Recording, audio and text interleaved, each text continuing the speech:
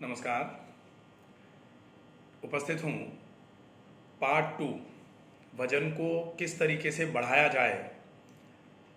उसमें वज़न कम होने के कारण क्या क्या थे, वज़न आपका कम है आप ये किस तरीके से डिसाइड कर सकते हैं, और वज़न को किस तरीके से बढ़ाना है उसकी प्लानिंग क्या है, ये बात कर चुके हैं।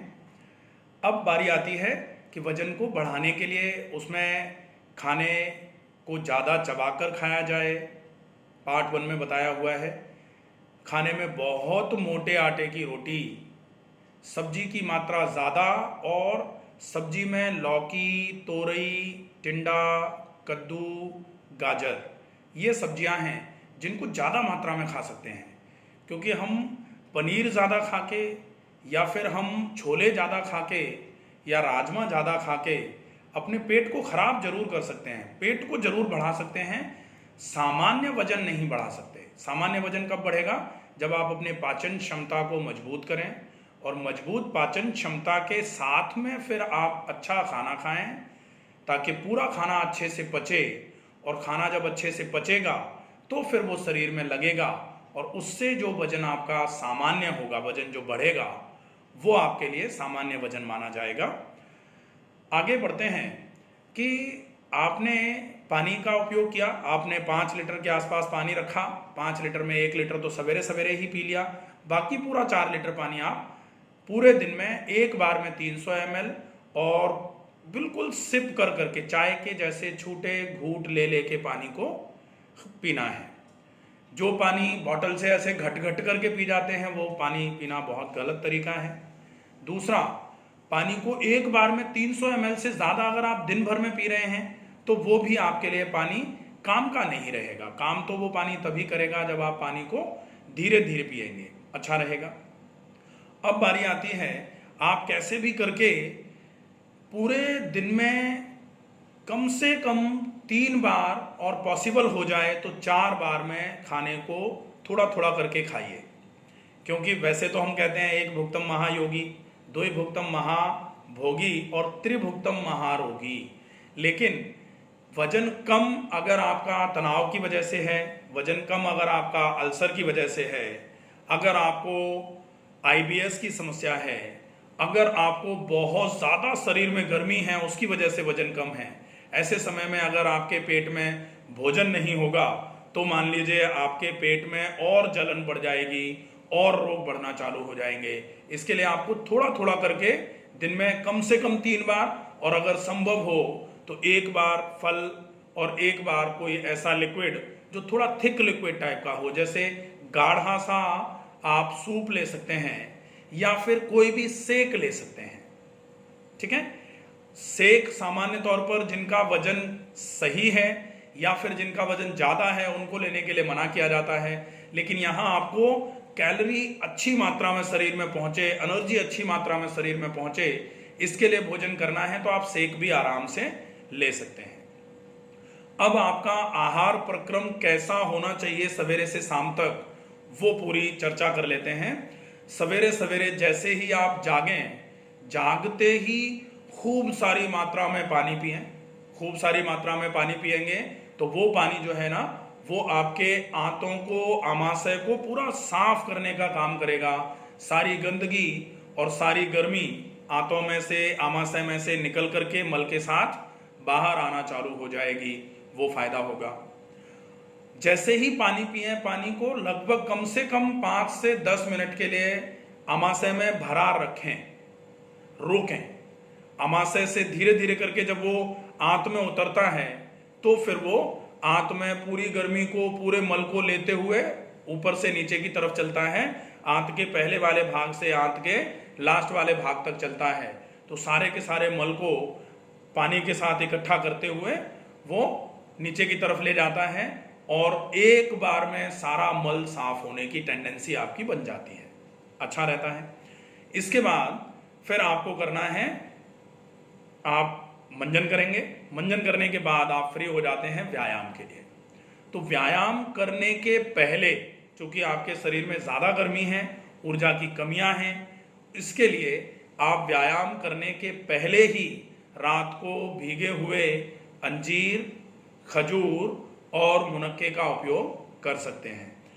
जितने पानी में भिगोया था, आधा गिलास पानी में ही भिगोइए, तो वो पानी भी आप उन सूखे मेवों को, भीगे हुए रात के सूखे मेवों को खा के आप वो पानी पी करके फिर फ्री होकर के फिर आप व्यायाम के लिए निकलेंगे। अब वो व्यायाम जो है, अब बहुत सारे लोग कहते हैं कि खा के व्यायाम करते हैं क्या, तो आपने 4 खजूर, 5, 7, 10 मुनक्के और 1 या 2 अंजीर लिया है, इसको आप अच्छे तरीके से चबा के खा लोगे, खाली पेट होते ही पेट में जलन होना चालू हो जाती है। जिनको आईबीएस की समस्या है उनकी सबसे बड़ी समस्या होती है। अच्छा, आईबीएस की समस्या है तो मुनक्के थोड़े कम कर लेंगे, क्योंकि मुनक्के आपके थोड़ा सा मलावरोध को निकलवाने का काम करते हैं। आईबीएस में पहले से ही मल बार बार जा रहे हैं अपन, तो मुनक्के थोड़े कम कर लेंगे, 3, 4 या 5 मुनक्के रख लेंगे, बीज निकाल के रात को भिगोएंगे, फिर सवेरे सवेरे खाएंगे। ठीक है, खा के अब व्यायाम के लिए, व्यायाम में बहुत धीमी गति से टहलना है। टहलना इतना है कि आपके शरीर में ऑक्सीजन का संचार बढ़ना चालू हो जाए। कम से कम इसके लिए आपको 30 मिनट टहलना पड़ता है। 30 मिनट में 3 किलोमीटर टहलने का प्रयास करें। टहलने के बाद आप किसी भी खुली जगह पर बैठ जाएं, जहां पर पेड़ पौधे हों। अगर ऐसी जगह चुनते हैं तो और भी ज़्यादा लाभदायक होगा। उस जगह पर बैठ करके नाड़ी शोधन अनुलोम विलोम प्राणायाम करें। नाड़ी शोधन अनुलोम विलोम आप मेरे इसी YouTube चैनल पर नाड़ी शोधन अनुलोम विलोम किस तरीके से करना है और कितनी देर करने से क्या क्या फायदे होते हैं, ये उसमें बताया गया है, तो आप उसको विजिट कर सकते हैं। नाड़ी शोधन करने के बाद दीर्घ श्वसन, लंबी गहरी श्वास भरना और भरी गई श्वास को बहुत धीरे धीरे छोड़ना। अगर आप ये करते हैं तो इससे आप अपने पूरे शरीर में ऑक्सीजन का संचार बढ़ा देते हैं, और ऑक्सीजन खून के साथ पूरे शरीर में जब चलती है तो वो आपको बहुत अच्छा फायदा देने का काम करेगी। बहुत फायदा होगा। दीर्घ श्वसन कर लिया। अब आपने टहलने के बाद नाड़ी शोधन अनुलोम विलोम, उसके बाद फिर दीर्घ श्वसन, ये करके आप जब फ्री होते हैं तो आप थोड़ी देर के लिए विश्राम कर सकते हैं। अगर आप लेट के विश्राम करेंगे तो अच्छी बात है, अगर नहीं कर पा रहे हैं तो आप थोड़ा सा कमर को टिका करके सीधे बैठ करके आंखें बंद रख के शरीर में जो भी परिवर्तन आपके इनको करने से हो रहे हैं, आपने टहला है, आपने प्राणायाम किए हैं, इसकी वजह से शरीर में जो भी परिवर्तन हो रहे हैं उन पर पूरा ध्यान लगा करके, शरीर पर पूरा कंसंट्रेशन ले जा करके पूरे शरीर को ढीला, निढाल और शिथिल बनाने का प्रयास करना है। आप तनाव मुक्त होना चालू हो जाएंगे। ऑक्सीजन की कमी तनाव में वृद्धि कराने का बहुत काम कर रही है। आजकल लोग कहते हैं कि नहीं कोई दिक्कत नहीं है, कोई समस्या नहीं है, लेकिन फिर भी तनाव बढ़े जा रहा है। उसके 2 रीजन है, एक तो हम पानी कम पी रहे हैं और दूसरे नंबर पर हमारे शरीर में ऑक्सीजन कम होता जा रहा है। तनाव के बढ़ने के ये 2 बहुत प्रमुख कारण हैं। आप देखें, आप पानी ज्यादा मात्रा में पीना चालू कर दीजिए और आप ज्यादा से ज्यादा आधे घंटे 40 मिनट सवेरे, आधे घंटे 40 मिनट शाम को अगर आप प्राणायाम करना चालू कर देंगे, आपको 5 से 7 दिन में ही तनाव में बहुत अच्छा आराम मिलना चालू हो जाएगा। लेकिन जो प्राणायाम है वो प्राणायाम के तरीके से करें। प्राणायाम सर्कस की तरह नहीं करना है। बहुत सारे लोग आजकल प्राणायाम ऑलमोस्ट सारे कर रहे हैं। मेरे पास बहुत सारे लोग आते हैं, हम तो कर रहे हैं, हम तो 7 कर रहे हैं, हम तो 17 कर रहे हैं। इसकी आवश्यकता नहीं है। आप अगर प्राणायाम एक है, साध है, सब सध है, सब साध है, सब जाए। आप अगर ये भी चाहिए, वो भी चाहिए, ये भी करना है, वो भी करना है, सबके चक्कर में पड़ेंगे तो समस्या हो जाएगी। ठीक है, तो आप ये प्राणायाम करके फिर रिलैक्सेशन करके आपको तनाव में बहुत अच्छा आराम मिलेगा। और अगर तनाव में आराम पा लिया तो क्रोध पित्त निज छाती जारा, आपका तनाव कम होना चालू होगा तो पित्त भी कम होना चालू होगा और क्रोध, गुस्सा आना भी कम होना चालू हो जाएगा। और धीरे धीरे करके आपके पाचन की क्षमता जो है वो बढ़ना चालू हो जाएगी और फिर आप जो भोजन करेंगे उसी से आपका वजन बढ़ना चालू हो जाएगा। ठीक है, तो ये सवेरे का रूटीन हो जाता है। इसके बाद जैसे ही व्यायाम करके फ्री होते हो, आप कोई 1 गिलास जूस ले लीजिए। वो जूस या तो आप मीठे फलों का ले सकते हैं, वजन कम है तो आप चीकू का शेक भी ले सकते हैं सवेरे सवेरे, आप चाहें तो मैंगो शेक भी ले सकते हैं सवेरे सवेरे, आप चाहें तो गन्ने का जूस ले सकते हैं, अगर चाहें तो आप संतरे मौसम्बी का जूस भी ले सकते हैं, लेकिन संतरा और मौसम्बी का जूस जो है वो कार्बोनेटिव माना जाता है, तो फायदा करेगा, नुकसान नहीं करेगा। लेकिन संतरे मौसम्बी के जूस से आपको हो सकता है एकाध बार मोशन, अगर आपके शरीर में गंध है तो वो गंध संतरे और मौसम्बी के जूस से निकलेगी। संतरा और मौसम्बी दोनों ही विटामिन सी एनरिच्ड होता है, विटामिन सी एंटी इन्फ्लेमेटरी होता है, शरीर के सारे इन्फ्लेमेशंस को खत्म करने का काम भी करेगा, बहुत बढ़िया रहेगा। इसके बाद बारी आती है आपके ब्रेकफास्ट की, अल्पाहार। नाश्ता हम बोलते हैं, नाश्ते को हिंदी में अल्पाहार बोला जाता है। अल्प मात्रा में या सुपाच्य भोजन, जल्दी पच जाने वाला भोजन आपको जरूर करना है, और उसको करने का टाइम होगा 9 से 9:30 बजे।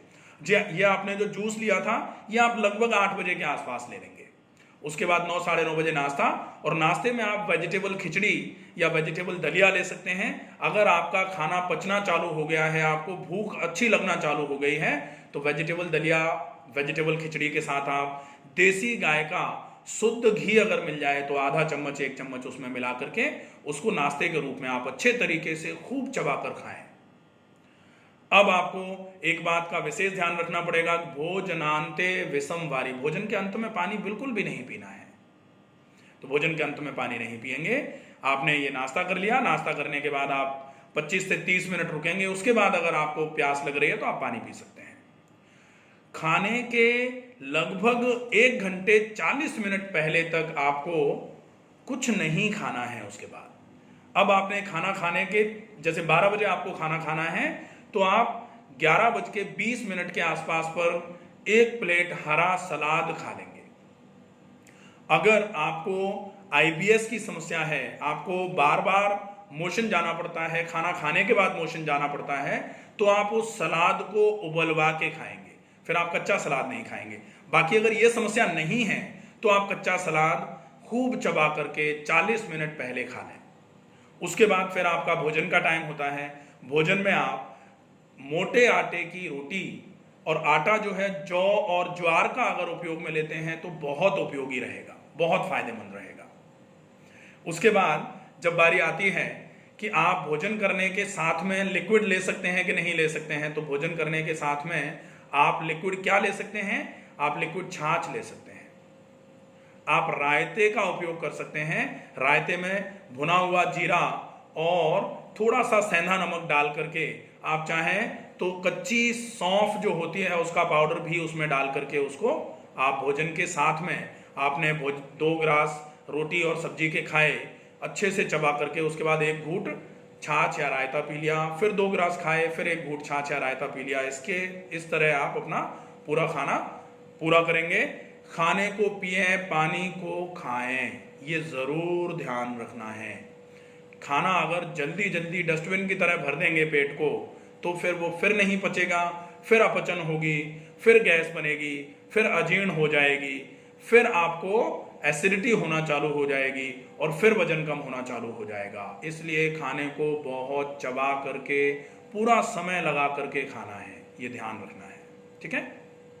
अब बारी आती है, आपने ये कर लिया, इसके बाद आप भोजन करने के बाद थोड़ी देर के लिए विश्राम जरूर कर सकते हैं, सोना नहीं है, ठीक है। तो थोड़ी देर के लिए विश्राम कर सकते हैं। अगर आप ऑफिस में हैं तो आप 10-20-50 कदम चल करके, थोड़ा जो रेस्ट का टाइम होता है, जो लंच का टाइम होता है, लंच के बाद आप थोड़ी देर चल जरूर लें अगर आप ऑफिस में हैं तो, क्योंकि वैसे तो कहा जाता है भोजन के, दोपहर के भोजन के बाद थोड़ा विश्राम, और शाम के भोजन के बाद थोड़ा व्यायाम। थोड़ा व्यायाम मतलब आप ऐसा नहीं पैर उठाने लग गए, व्यायाम मतलब after dinner walk for a mile, चलना है, चल सकते हैं। तो अगर आप ऑफिस में हैं, ऑफिस में आपके लिए पलंग की व्यवस्था नहीं है, तो ऑफिस में भोजन करने के बाद आप थोड़ा सा चल लीजिए, चलेगा, दिक्कत नहीं आएगी, ठीक है। उसके बाद दोपहर और शाम के भोजन के बीच में आपको 1 बार फल लेना है, और शाम के भोजन के ठीक 40 मिनट पहले आप 1 बार थिक सा सूप ले सकते हैं, ठीक है। उसके बाद शाम का भोजन जल्दी कर लेना है। शाम के भोजन के बाद आपको थोड़ी देर चलना है, और रात को सोने से पहले आप मिश्री और सौंफ का पाउडर आधा ग्लास पानी में मिला करके अच्छे तरीके से उसको पी करके उसके आधे घंटे के बाद सोने का नियम बना के सो सकते हैं फिर, ठीक है। तो ये भोजन का और व्यायाम का प्रक्रम था, ये आपको अच्छे तरीके से फॉलो करना है। इसके अलावा आपको अगर भूख ज़्यादा लग रही है, आपको लग रहा है कि आप ज़्यादा पचा सकते हैं, तो फिर आप फल की क्वांटिटी ज़्यादा कर सकते हैं, आप सब्जियों की क्वांटिटी ज़्यादा कर सकते हैं। आप अगर इसके बाद भी ज़्यादा भूख लगेगी तो फिर रोटी की क्वांटिटी बढ़ा देंगे।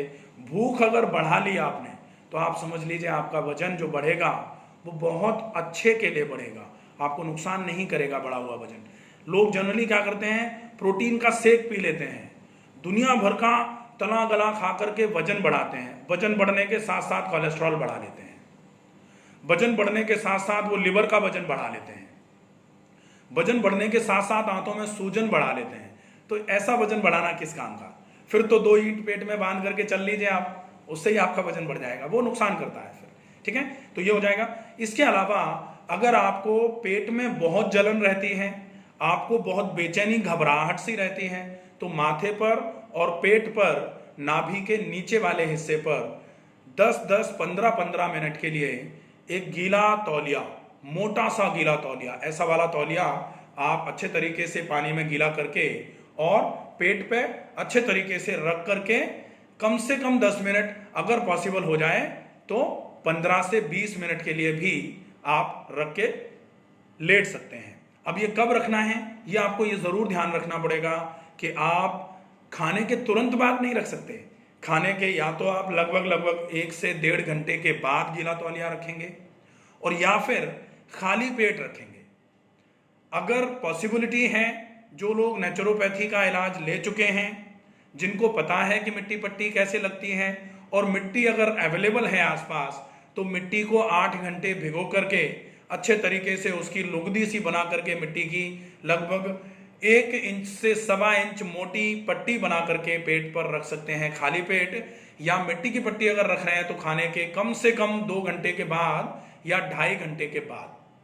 तो मिट्टी की पट्टी पेट की सारी गर्मी को सोख लेगी। जैसे जैसे गर्मी खत्म होगी, पाचन की क्षमता धीरे धीरे करके नॉर्मल हो जाएगी। पित्त जो ज़्यादा हुआ है वो बैलेंस होना चालू हो जाएगा।